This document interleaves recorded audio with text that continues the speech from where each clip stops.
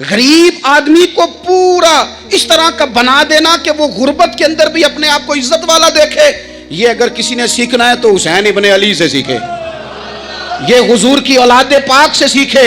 امام زین العابدین کہتے ہیں میرے ابا جی گھوڑے پہ بیٹھ کر جا رہے تھے، غریب لوگ زمین پر چٹائی بچھا کے روٹی کھا رہے تھے، میرے سامنے امام صاحب گھر سے کھانا کھا کے آئے ہیں، غریبوں نے پیغام دیا حضور کھانا کھانا ہے۔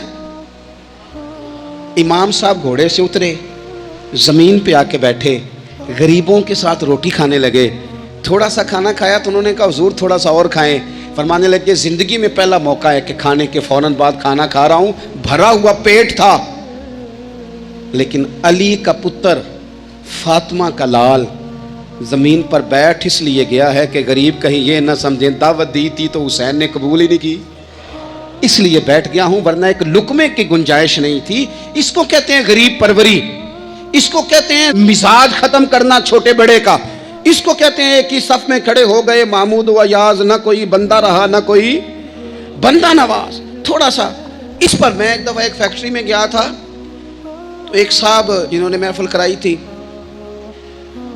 وہ ہمارے میزبان تھے، تو جو آدمی کھانا لے کے آ رہا تھا رکھ رہا تھا نا، تو وہ بیچارہ بعض اوقات ایک ہی بات سوار ہو جاتی، بار بار ایک ہی بات کرتا تھا، کہتا تھا پیر صاحب ساڑھے مالک بڑے چنگے جے ساڑھے نال بہ کے روٹی کھاندے نے، ساڑھے مالک بڑے چنگے جے ساڑھے، اس کے ذہن پر یہ بات سوار تھی، حالانکہ کون سی کوئی بڑی بات ہے، لیکن وہ ایک ہی بات بار بار دہرایا جا رہا تھا، پانی رکھ کے گیا، ٹیبل صاف کر کے گیا، کھانا دے کے، ایک ہی بات، جی تے سارے دے نال بہ کے روٹی کھاندے جے۔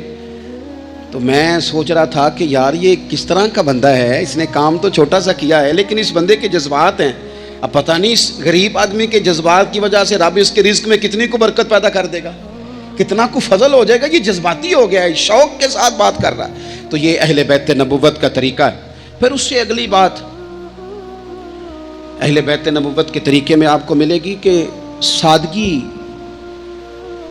عاجزی، انکساری، بالکل مختصر سے اللہ کی عطا پر بھی بہت زیادہ، حالانکہ ان پر تو بڑی عطائیں تھیں، لیکن مختصر سی خواہشات، کھجور کی چھال کی بنے ہوئے ٹوپی پہن کے حضرت مولا علی شیر خدا رضی اللہ تعالی عنہ نماز پڑھ لیتے تھے، اور اونٹ کے بالوں کی بنی ہوئی چادر اوڑھی ہے، اونٹ کے بالوں کی بنی ہوئی، اور سیدہ فاطمہ چکی پیس رہی ہیں، کنز المال میں موجود ہے۔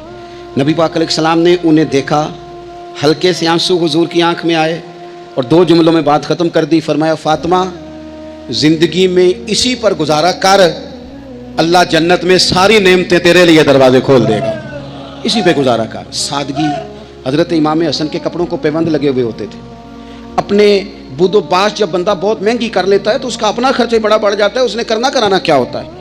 اور اس سے اگلی بات یہ تھی کہ جذبہ جہاد بہت زیادہ تھا۔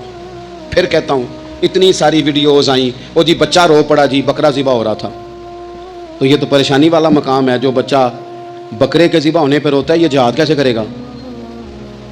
اندر سے اٹھ کے دروازہ بند کرتی ہے اماں، کہتی ہے پتر دروازے پہ نا فلانا بندہ گلی میں ظلم کر رہا ہے، باہر نہیں جانا، ہماری کوئی لڑائی ہے، ہم نے نہیں، بالکل تو باہر، تو نے نہیں نکلنا باہر، یعنی ظلم ہوتا ہے تو ہوتا رہے، جبر ہوتا ہے تو ہوتا رہے۔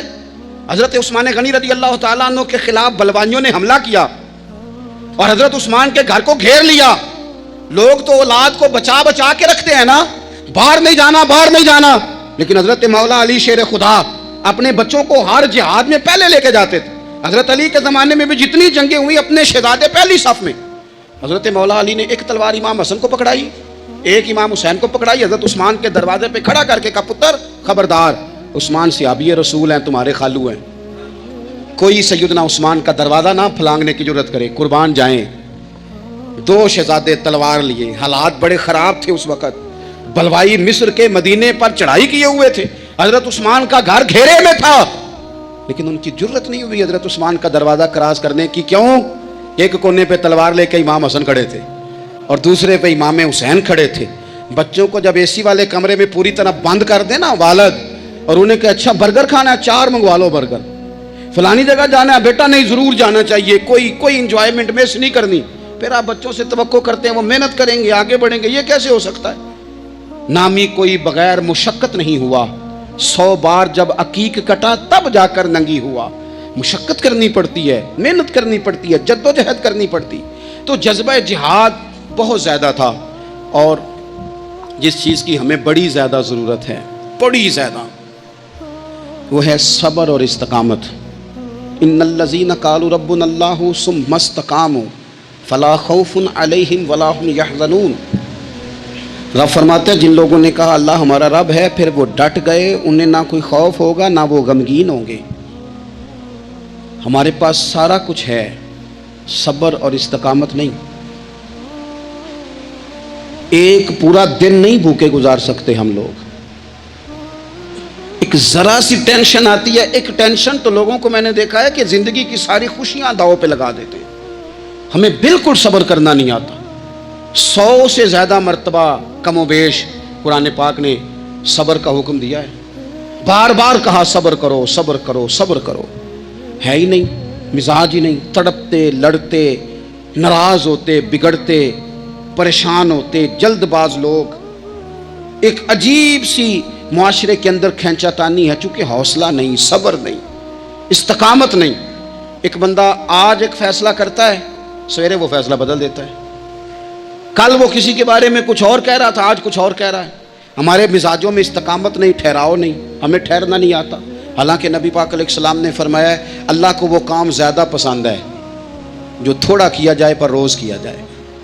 پتھر پہ پانی پڑے متصل تو بے شبہ گھس جائے پتھر کی سل۔ پتھر میں کبھی کوئی چیز سوراخ نہیں کر سکتی، اور پانی تو سوراخ کر ہی نہیں سکتا۔ نوجوانوں، پانی پتھر میں سوراخ، لیکن اگر پانی ہو مستقل مزاج اور ایک ایک قطرہ گرتا ہی رہے گرتا ہی رہے گرتا ہی رہے گرتا ہی رہے، تو دیکھ لینا تم نے فرش لگوایا ہوتا ہے، سیمنٹ اور بجری ڈالی ہوتی ہے، پر اگر مستقل گرے تو پتھروں میں بھی پانی سوراخ کر ہی دیتا ہے۔ شرط یہ ہے کہ مستقل مزاجی ہو۔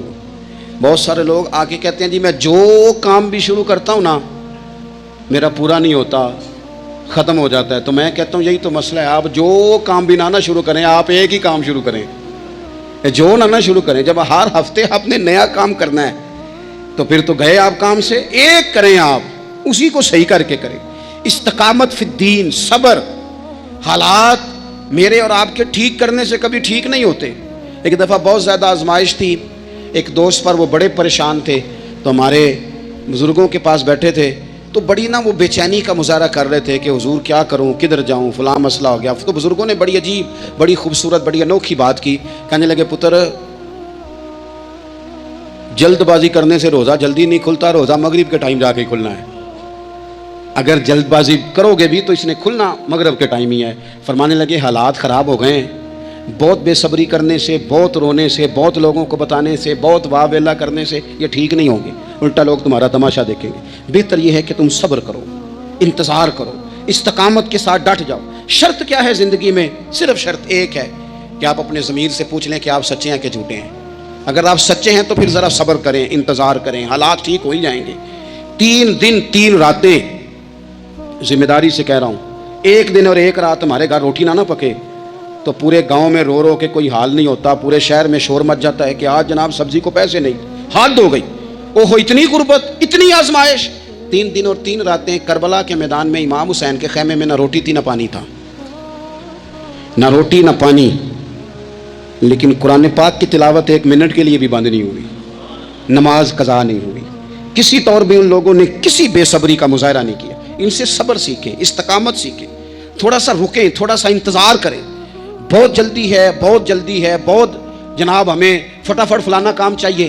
امام حسین نے پورا کنبہ شہید کرا دیا تھا، لیکن یزید 4 سال حکومت پھر بھی کر گیا تھا۔ ارد گرد کے حالات فوری طور پہ تبدیل نہیں ہوئے، لیکن پوری دنیا گھوم کے دیکھ لو، تمہیں کوئی یہ نہیں کہتا ہوا نظر آئے گا کہ میں یزید کی اولاد میں سے ہوں، حالانکہ وہ تو 4 سال حکومت کر گیا تھا۔ حالات، وقت تقاضا رکھتا ہے کہ وہ اپنے ٹائم پہ جا کے چیزیں بدل جایا کرتی ہیں۔ وہ ایک شخص سے کسی نے کہا تھا کہ جناب آپ اتنا زیادہ بات کرتے ہیں، تربیت کی کوشش کرتے ہیں، لوگ اثر تو کرتے نہیں۔ تو انہوں نے بڑی انوکھی بات کی، کہنے لگے میرے بعد مجھے چاہے گا زمانہ سارا اور میرے بعد تحقیق کرے گی دنیا، کہا میرے بعد مجھ پر ریسرچ ہوگی، دیکھنا میری ایک ایک بات پر کتابیں لکھی جائیں گی، کیونکہ ہمارے بعد اندھیرا ہی رہے گا محفل میں، بڑے چراغ جلاؤ گے روشنی کے لیے۔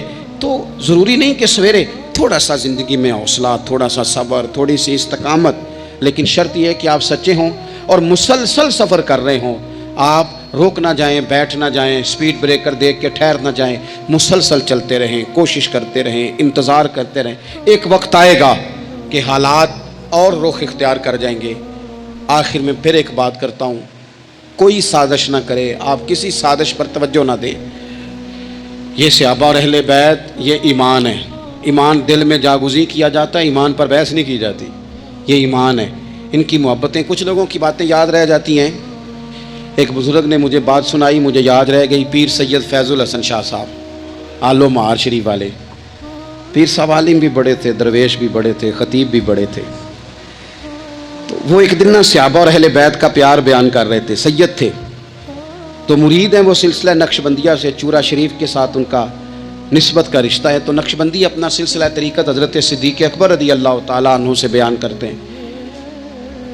تو شاہ صاحب بڑی تقریر کر کے نا صحابہ اور اہل بیت کی آپس کی بڑی محبت بیان کر کے، رحماء بینہم پر بڑی تقریر کر کے، کیونکہ ان کو بات کرنی آتی تھی تو جوش جذبات میں تڑپ گئے. کہنے لگے سنو بھائی، یہ تو دلائل تھے، اب میں اپنی بات کرتا ہوں. کہنے لگے میں سید ہوں، میں پیر ہوں، میرا باپ سید، دادا سید، نانا سید. فرمانے لگے میں فاطمہ کا جگر پارا ہوں، علی کا بیٹا ہوں، پر میں مرید ابو بکر صدیق کا ہوں، میں مرید سیدنا صدیق اکبر کا ہوں. وہ 100 باتوں پہ ایک بات ہی ساری بدل گئی، رنگ ہی تبدیل ہو گیا، نظریات ہی اور ہو گئے، لوگ کسی اور سوچ میں چلے گئے. کہنے لگے دیکھو یہ بھی میرا ضرب دیکھو. اور فرمانے لگے میں نے یہ سیکھا ہے حضرت علی سے. انہوں نے حضرت ابو بکر صدیق کے مشیر بھی رہے، معاون بھی رہے، اور جناب صدیق اکبر کے پیچھے نمازیں بھی پڑھتے رہے. انہیں اپنا مقتدا اور پیشوا تسلیم کرتے رہے. اس لیے یہ تو ہمیں خود سے یہ صرف شرارت کی جاتی ہے، لوگوں کے دلوں کو بے یقین کرو تاکہ وہ اپنے بزرگوں سے فیض نہ پا سکیں. ہم نے صحابہ سے بھی فیض لینا ہے اور اہل بیت نبوت سے بھی فیض لینا ہے. میرے پیارے اور محترم دوستوں، آج نور بیان ٹی وی آفیشیل کے اس روحانی سفر میں پیر ازمل رضا قادری صاحب کی زبان سے آپ نے نبی کے نواسے شہنشاہ کربلا حضرت امام حسین علیہ السلام کی پاکیزہ زندگی کا جو خوبصورت اور دل کو چھو لینے والا واقعہ سنا ہے، وہ ہمارے اخلاق اور ہمارے ضمیر کو جگانے کے لیے کافی ہے. حضرت امام زین العابدین علیہ السلام فرماتے ہیں کہ میرے والد ماجد امام حسین جب گھوڑے پر سوار ہو کر جا رہے تھے تو کچھ غریب لوگوں نے انہیں دیکھا اور نہایت ہی ادب سے انہیں اپنے ساتھ کھانا کھانے کے لیے روکا. میرے حسین کا پیٹ پہلے سے بھرا ہوا تھا، انہوں نے پہلے سے ہی کھانا کھایا ہوا تھا، لیکن ان غریبوں کا دل رکھنے کے لیے، ان کے جذبات کی قدر کرنے کے لیے نواسا رسول گھوڑے سے نیچے اتر آیا اور زمین پر ان غریبوں کے ساتھ بیٹھ کر کھانا کھانے لگا. یہ شان ہے میرے حسین کی، جو وقت کے بادشاہ ہو کر بھی غریبوں کے دلوں کے تاتدار تھے. میرے عزیز دوستوں، حسینیت صرف نعرے لگانے یا بحث کرنے کا نام نہیں ہے، بلکہ حسینیت غریبوں سے بے پناہ محبت کرنے، کسی کا دل نہ دکھانے اور اپنے اخلاق کو حسینی بنانے کا نام ہے. اگر آج کے اس واقعے نے آپ کے دل کو جھکجھورا ہے اور آپ کو ایک سچا سبق دیا ہے، تو اس پاک پیغام کو اپنے تک محدود نہ رکھے. اسے صدقہ جاریہ سمجھ کر اپنے تمام دوستوں اور پریوار کے ساتھ ضرور شیئر کریں. کمنٹ باکس میں پوری عقیدت کے ساتھ یا حسین لکھ کر اپنی حاضری ضرور درج کرائے. ایسے ہی دل کو چھو لینے والے سچے اور روحانی صوفیانہ بیانوں کے لیے نور بیان ٹی وی آفیشیل کو سبسکرائب کرنا بالکل نہ بھولے. اپنی خاص دعاؤں میں ہمیں ہمیشہ یاد رکھیے گا. اللہ حافظ.